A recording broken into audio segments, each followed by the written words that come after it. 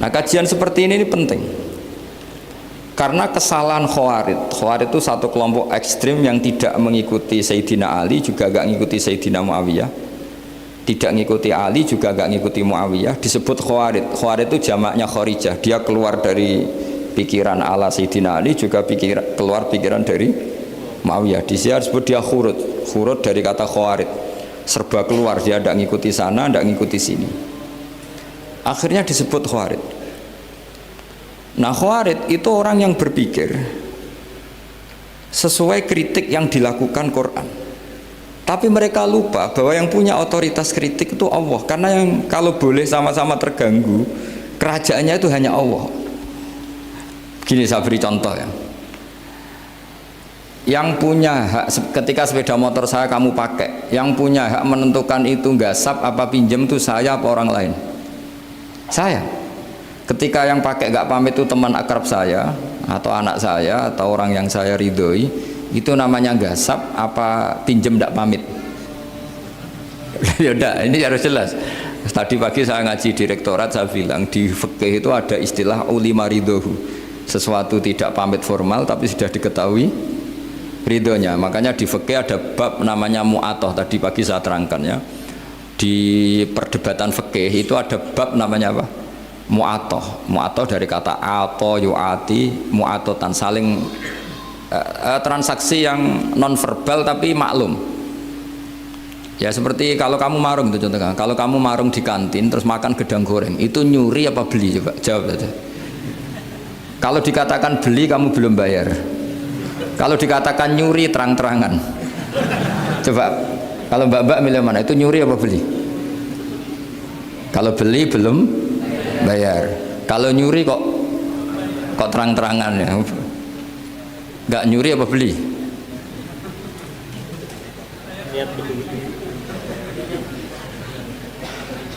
Jadi ada gedang goreng di warung, kamu datang langsung makan, ada kerupuk dimakan, ada telur asin dimakan, itu nyuri apa beli? Nah, itu kalau orang fikih dibabkan kitabul bai'il mu'atoh, akad beli lewat jalur mu'atoh. Menurut Imam Abu Hanifah seperti itu dikatakan beliau pakai dalil al-adat muhakamah, bahwa adat itu berposisi seperti hukum, karena posisi di warung maka ngambil di situ dianggap memulai akad jual beli. Tapi karena ini sesuatu yang potensi masalah, Imam Syafi'i mengatakan itu enggak baik, enggak sah. Karena nanti kalau asumsi kamu gedang goreng itu 1.000 ternyata diregani 5.000 kan mangkel. Nah itu resikonya di situ, ya kan? Tapi kalau misalnya itu dikatakan, makanya Imam Syafi'i mengatakan itu profesional. Itu namanya ghormu. Ketika Anda bayar 5.000 itu namanya tebusan kesalahan. Jadi Imam Syafi'i melihat itu tidak jual beli, tapi tebusan kesalahan. Sehingga kalau saya jadi hakim, misalnya pembeli bilang asumsi saya 1.000 Gus, terus kata baik, kata penjual enggak Gus itu tak jual 5.000, saya harus memenangkan baik. Memenangkan siapa? Penjual, karena penjual adalah pemilik gedang goreng itu dan posisi yang makan adalah perusak barang orang lain. Gitu. Sehingga dimenangkan penjual, ya dimenangkan penjual. Kenapa dimenangkan? Karena cara berpikir fikih, karena dia yang punya otoritas itu, punya otoritas kepemilikan. Itu dalam fikih madzhab apa? Syafi'i. Nah, itu penting dalam analogi surga dan neraka. Orang Khawarij itu kalau ada orang dosa, itu dikatakan sudah tidak Islam lagi, dia sudah keluar dari Islam. Orang dosa itu wajib disiksa oleh Allah. Mereka bilangnya ya wajib. Dalam kelompok Islam itu ada kelompok namanya Khawarij, orang yang sangat ekstrim dalam berpikir. Dia mengkafirkan orang yang melakukan dosa apa? Besar, dihukumi kafir. Tapi pendapat ahli sunnah enggak, orang dosa besar ya dosa saja, tapi tidak usah dihukumi kafir. Kenapa? Cara berpikir ahli sunnah, surga neraka itu milik Allah. Kalau yang punya saja enggak apa-apa, ngapain ada yang ribet? Yang punya surga neraka itu Tuhan, dan Tuhan memanggil-manggil orang yang salah itu disuruh tobat. Anibu ila rabbikum, wahai hambaku yang berlebihan, yang masih dosa, ayo kembali ke saya. Kapan saja kembali ke saya tak terima. Sehingga dalam mazhab ahli sunnah, otoritas khitab, otoritas kepemilikan yang berhak ya yang punya, orang lain itu nomor 2. Sehingga tadi kalau Anda bawa kayak motor saya dan Anda teman akrab saya, tidak pamit saya, kalau saya bilang itu nggak apa-apa ya nggak apa-apa, kalau saya bilang apa-apa ya apa, nggak penting orang lain. Sehingga ini wilayah yang agak sensitif, tapi ini ilmu, mau tidak mau kita harus dengar. Sehingga di fikih ada bab ulima ridhohu. Misalnya ada orang makan gedang goreng di warung terus ditangkap Pak polisi, wah ini pencurian, mesti bakulnya nggak terima. Enggak pencurian, memang tak jual. Nah, yang kasus begini, ini yang kasus, ini mungkin kasusnya anak-anak yang masih kos atau masih mahasiswa. Warung kantin dijaga ibu-ibu. Ada anak makan lahap, dikira belinya cash. Setelah dimakan ternyata akadnya utang. Nah, itu pertanyaannya itu halal apa enggak? Karena asumsi baiknya monggo-monggo. Karena apa, sudah mengkhayal nanti ada sekian uang cash didapatkan. Ternyata nyatet atau utang. Nah, kalau ngomong di depan, Bu saya mau makan di sini utang, kira-kira enggak boleh. Wah, itu ada sekian PR, makanya saya sering muji orang-orang yang enggak alim. Enak-enaknya orang tuh orang enggak alim karena enggak kesulitan seperti ini. Kita sebagai peneliti fikih itu sering kesulitan. Nah, sama Anda misalnya naik Grab atau naik taksi atau apa, ketika Anda naik itu posisinya enggak sap apa pinjem, dikatakan akad sewa belum bayar, dikatakan pinjem nanti harus bayar. Jadi ada sekian masail fikih yang jadi perdebatan. Nah, apapun itu nanti kata finalnya itu dia yang punya, yaitu supir taksinya atau baeknya, penjaga warung tadi.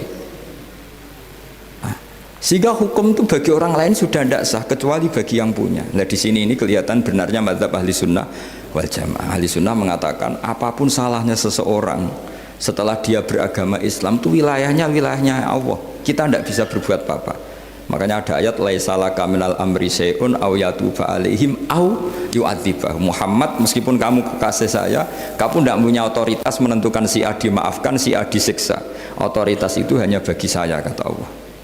Sehingga banyak orang yang Nabi kurang srek karena membunuh pamannya Hamzah malah dikasih tobat sama Allah, namanya Wahsy. Wahsy itu orang yang Nabi gak suka karena pernah membunuh Sayyid Hamzah di perang Uhud. Tapi sama Allah marah dikasih tobat.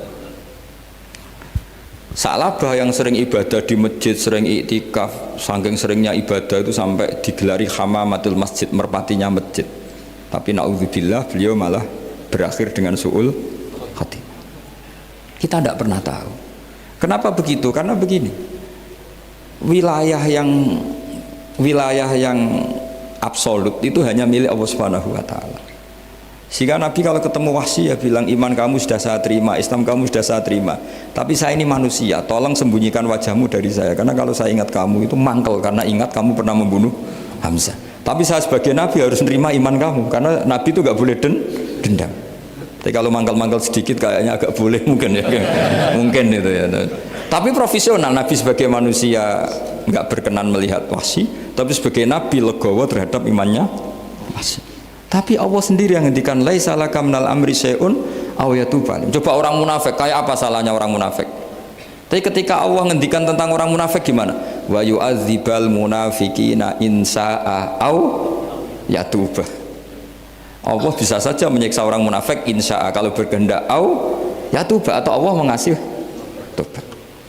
Nah, karena pendapat ahli sunnah itu lebih valid sesuai ayat-ayat Quran, maka yang diikuti mayoritas di dunia adalah mazhab ahli sunnah wal jamaah.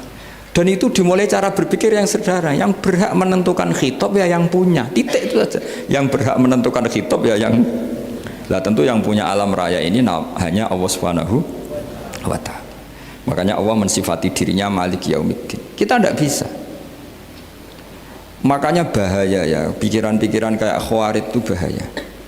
Sampai nggak usah tanya saya. Lalu Khawarij kalau di era modern siapa Gus? Anda provokator kalau tanya gitu. Ya itu tidak boleh provokator. Pokoknya pikiran itu salah.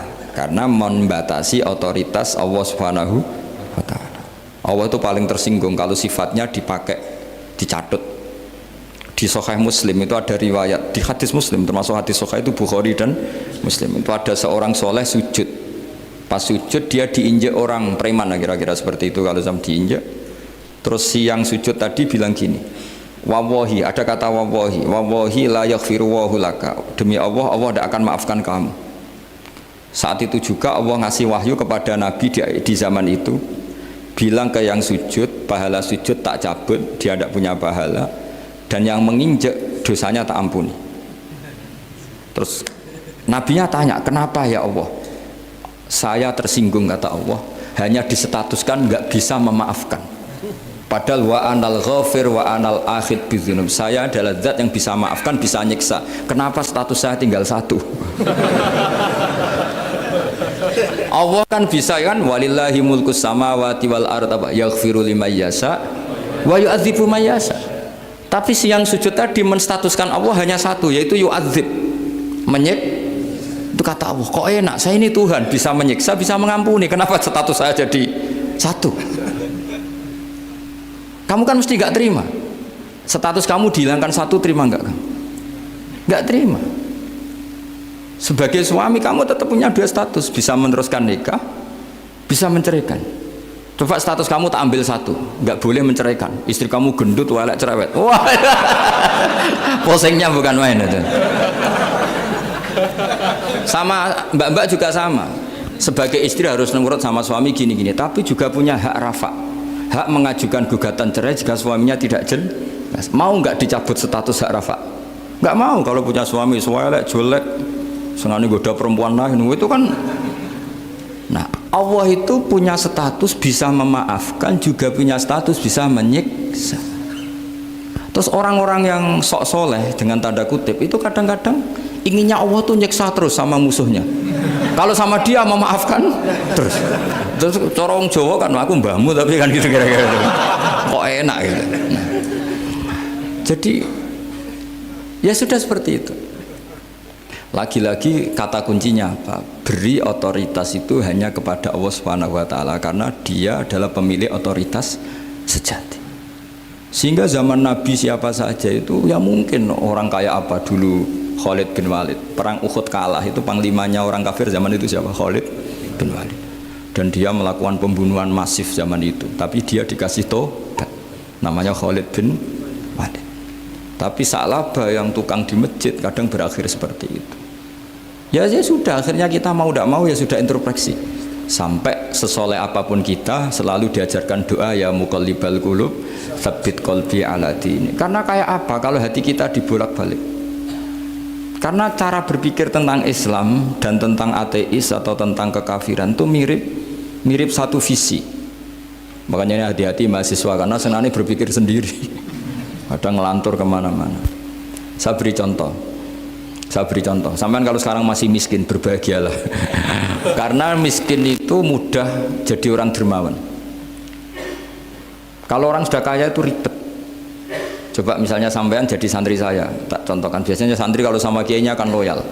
Kamu miskin punya ayam 2, tak minta 1 boleh enggak?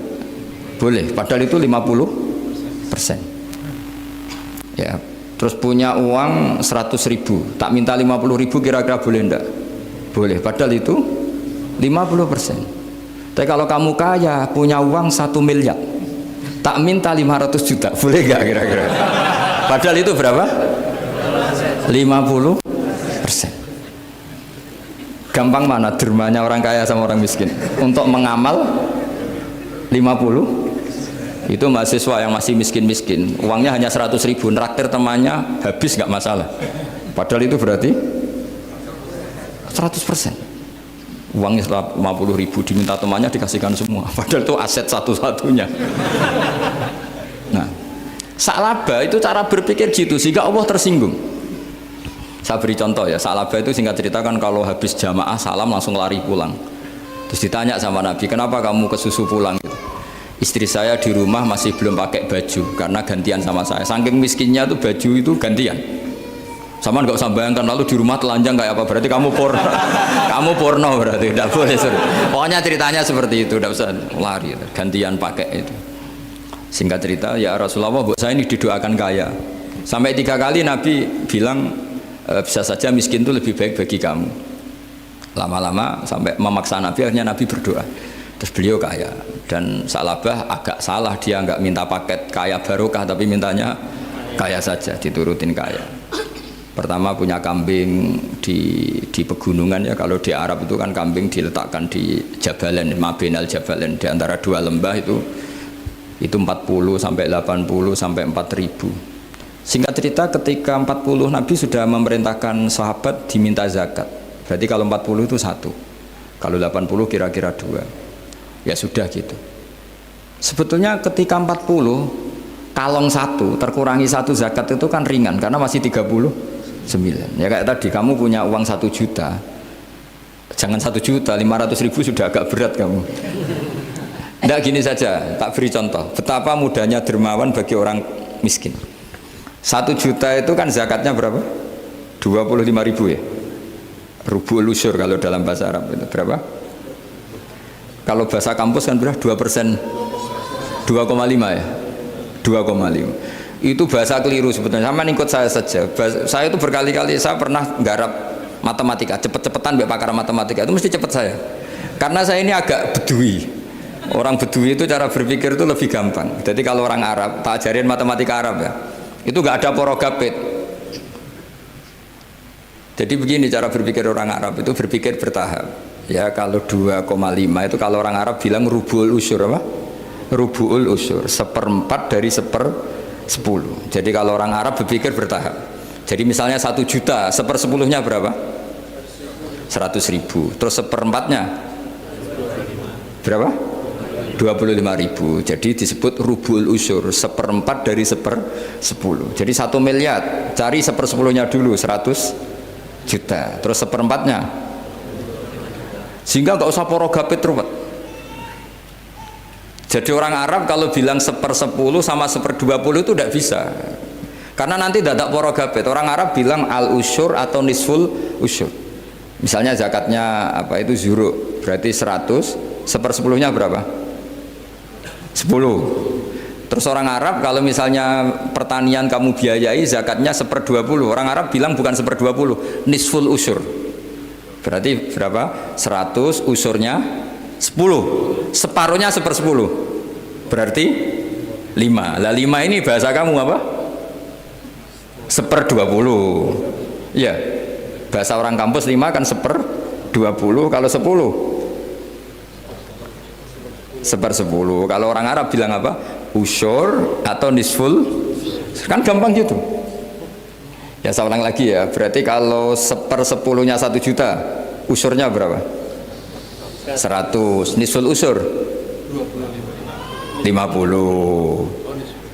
Ya, gampang mana matematika Arab sama matematika ini sama? Daripada sama nggak porogapit itu pusing saya lihat itu. Ya sudah gitu aja, pokoknya diusurkan semua. Orang Arab kalau bilang itu diusurkan semua, berarti 1 juta. Misalnya zakat mal kan 2,5, berarti 1 juta usur dulu, berarti 100.000. Lah zakatnya itu rubul usur, 1/4 dari 1/10. Ya di 1/10 dulu berarti 100, habis itu rubul usur 1/4 dari 1/10 berarti ya, jadi gampang saja 1 juta tulis saja langsung 100.000 usur, terus 1/4-nya 25. Gampang mana? Gampang lagi pakai kalkulator. Nah sekarang begini, kira-kira kalau kamu punya uang 1 juta diminta zakat 25.000, enteng nggak? Enteng. Biasa kan kita punya uang 1 juta naktir teman sampai habis 100.000, 200, enteng. Tapi kalau sudah 10 juta 10 juta berarti rubul usurnya berapa? 250. Kalau 1 miliar 25 juta. Wah itu sudah pikiran kamu kan bikin toko baru, bikin konter baru. Nah kalau 100 miliar Berapa? 200. Nah, Sa'labah ini ketika dimintai zakat ketika 40 enggak, masih kambing 40 enggak mau, 80 enggak mau, sampai hampir 4.000. Kalau 4.000 misalnya digawe rata-rata 51 aja, digawe bulat ya. Berapa sebenarnya? Per 1.000 kan 20. Ya kan? Per 1.000 kambing kalau dipakai 50 saja, per 1.000 kambing berapa? 20 kan? 20. Kalau 4.000 80. Kira-kira itu misalnya dipakai 50, apalagi itu 40 lebih banyak lagi. Akhirnya ngomentari sahabat yang disuruh Nabi ngambil zakat, wah ini tidak zakat, pemerasan, karena jumlahnya sudah signifikan. Maka kalau kamu ingin dermawan sekarang itu bisa dermawan 50%. Itu punya 2 ayam kurus lagi. Diminta masjid untuk syukuran, mas bawa aja. Punya kambing kurus 2, kata kamu hanya itu, ada panitia masjid minta sumbangan, kasih aja 1, sudah ngamal 50%. Tapi kalau punya sapi limusin 2 yang per 1 harganya 70 juta, kalau diminta 1 kan nilainya tetap 50%. Gampang mana orang miskin sama orang kaya ngamal? Orang miskin. Terus kedua, hebatnya orang miskin itu kalau ngamal itu dramatis. Betul itu. Jadi makanya kenapa Nabi suka orang miskin. Loh, saya pernah ditanya, saya ini punya teman yang kaya raya, dia biasa ngamal 1 miliar 2 miliar. Dia nggak terima sama fatwa saya, Gus kenapa Anda masih muji orang miskin, ngamalnya tuh banyak. Saya sekali ngamal bisa 1 miliar, setengah miliar. Tapi kata saya, ngamal kamu itu tidak dramatis, nggak seru, kata saya. Terus dia tanya, kok bisa Gus? Dia orang kaya, paling ngamal 1 miliar untuk bangun masjid, 1 miliar, setengah miliar bangun pondok, setengah miliar. Tapi kalau orang miskin, misalnya tukang beca, orang miskin kan pasti kawannya orang miskin. Kan nggak mungkin orang miskin utang Abu Rizal Bakri, utang Yusuf Kala, kan nggak mungkin. Kenal saja enggak. Orang miskin kan utangnya sesama orang miskin. Itu pasti itu kan hukum sosial itu. Nah ternyata itu apa? Hari itu anaknya enggak makan, hari itu istrinya mau kelahiran. Utang sesama miskin, diutangi 50.000. Tapi uang ini dramatis, kalau hari itu nggak makan mati. Artinya apa? Ada orang ngamal 1 miliar untuk bangunan, kadang aksesoris, yang satu ngutangi 50.000 tapi taruhannya nyawa. Nah sekarang menyelamatkan nyawa sama bangunan, keren mana? Maka berbahagialah orang miskin, karena komunitas mereka ini utang piutang urusan apa? Nyawa. Jadi ini lebih dramatis ya, lebih dramatis, lebih keren. Loh, makanya utang piutang orang miskin itu paling diabadikan Quran karena lebih keren, lebih keren. Karena nyawa apa? Loh, saya ini kan termasuk kecil sudah kiai agak keren, sudah kiai agak mapan. Itu kalau orang-orang kaya nawarin saya paling, Gus nggak ganti mobil, nggak ganti aksesoris mobil itu nggak keren. Al-Nadikan tetap ngamal pun tidak keren. Tapi kalau orang miskin, saya sering kan dengar cerita mereka, orang itu ngeri. Kayak cerita yang diabadikan Quran itu, wa yu'thiruna ala anfusihim walau kana bihim khassasah. Itu Nabi ngumumkan, saya punya tamu tapi hari ini saya tidak bisa hormat tamu. Ada sahabat yang usul, saya ya Rasulullah, perlu dicatat dulu di Arab tuh nggak ada warung, nggak ada GoFood, nggak bisa kamu pesen online terus, wah nih nanti delivery gitu, nggak bisa. Nah terus akhirnya datang ke rumahnya, datang istri saya, ada makanan? Tidak ada hanya untuk jatahnya bayi. Terus ya sudah, bayinya kamu tidurkan supaya jatah itu dimakan tamunya Rasulullah. Tapi kan jatahnya orang satu, tamunya kan malu kalau nggak ada yang nemanin. Terus ya sudah, lampunya dimatiin, pura-pura kamu nemanin. Wos yang satu ya ada piring sama sendok, pura-pura nemanin, yang satu makan betul. Itu diabadikan Quran. Karena apa? Dramatis gitu. Sehingga pagi-pagi dia datang ke Nabi, kamu punya amal apa? Sehingga tadi malam ada ayat wa yu'thiruna ala anfusihim walau kana bihim khassasah. Mereka mengalahkan kepentingan dirinya sendiri meskipun punya kepentingan sendiri demi tamu tadi. Terus cerita dia, kita tamu tadi malam ya Rasulullah, yang saya sanggup menghormat, sebenarnya saya tidak punya apa-apa, hanya jatah bayi. Itu aja dramatis, bayinya ditidurin dulu. Tapi tidak disuntik ganja, tidak ditidurin. Ditidurin biasa nanti kan, ditidurin biasa. Terus suami saya pura-pura nemani, lampu dimatikan. Nah, mungkin tamunya saking laparnya gak penting mikir itu, yang penting makan aja. Jadi maka sebetulnya orang-orang miskin itu tidak usah iri, wah itu orang kaya bisa ngamal masjid 1 miliar, 2 miliar. Tetap ngamalnya ini sesuatu yang tidak mendesak. Tapi sesama orang miskin, kalau temannya minta tolong itu mesti dramatis. Istri mau kelahiran, kematian, kelaparan. Wah yang diselamatkan itu seru semua. Artinya gini ya, kalau miskin ya nikmati saja, itu ada peluang untuk menyalip pahalanya orang-orang. Tapi yang kaya ya tetap kaya. Kalau semuanya miskin, nanti yang miskin kerja di mana kalau semuanya miskin?